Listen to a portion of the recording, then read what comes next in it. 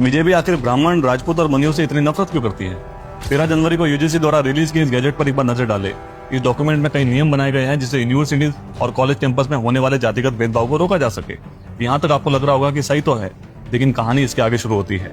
इस डॉक्यूमेंट का 5वां पॉइंट कहता है कि SC, ST या ओबीसी के खिलाफ हो रहे किसी भी तरह के भेदभाव पर नजर रखने के लिए इक्विटी स्क्वाड बनाई जाएगी, जो कैंपस में घूमकर लोगों पर नजर रखेगी।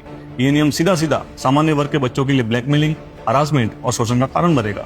समता का नियम जरूरी है, लेकिन इस तरह के नियम समय के साथ अधिक जातिवाद को बढ़ावा देते हैं और सवर्ण समाज के बच्चों के खिलाफ उत्पीड़न का हथियार बनते हैं, जैसे कि SC, ST एक्ट। दूसरी बात इस डॉक्यूमेंट में लिखी है कि इन वंचित शोषित लोगों के लिए एक इक्वल अपॉर्चुनिटी सेंटर बनाया जाएगा, जिसके अंदर स्पेशल प्रोग्राम चलाए जाएंगे।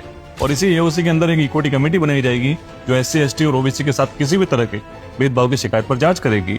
और इस कमेटी में SC, ST, OBC और दिव्यांग के प्रतिनिधि होंगे, लेकिन सामान्य वर्ग के बच्चों के लिए कोई प्रतिनिधि नहीं। अब अगर शिकायत जनरल कैटेगरी के बच्चे के खिलाफ है और शिकायत करने वाला SC, ST या OBC समाज से है, तो इस कमेटी में जनरल कैटेगरी वाले बच्चे की बात सुनने वाला कौन होगा? और इस डॉक्यूमेंट में भेदभाव की कोई भी साफ डेफिनेशन नहीं बताई गई है।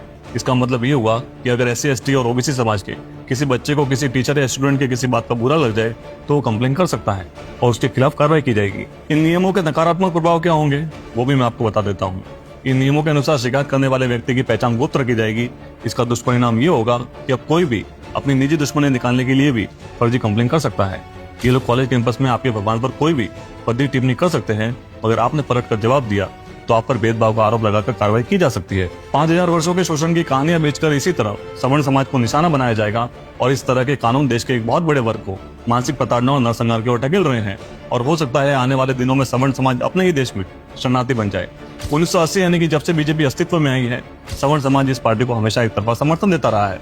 लेकिन समय के साथ 2014 में बहुमत की सरकार बनाने के बाद बीजेपी नए वोट बैंक की तलाश में इतनी अंधी हो चुकी है कि जिस सवर्ण समाज की बैसाखी के सहारे सत्ता के शीर्ष तक पहुंची, उसी सवर्ण समाज को इन्होंने अनाथ बना दिया।